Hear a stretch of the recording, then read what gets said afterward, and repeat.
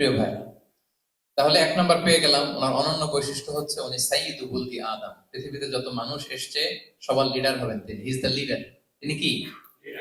সবাই বলুন তিনি কি? আচ্ছা, লিডারের কাজ কি বলেন তো? হ্যাঁ, লিডারের কাজ কি?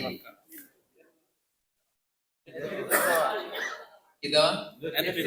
অনেক লিডার আছে আমাদের সামনে, ভবিষ্যৎ লিডার। মাশাআল্লাহ, তাবারাকাল্লাহ।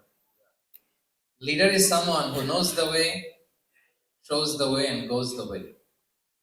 নেতা হচ্ছে সে জানে কোন রাস্তায় সে চলবে এবং সে অন্যকে রাস্তা দেখাতে পারে এবং সবাইকে নিয়ে ওই রাস্তায় চলে। He is the leader.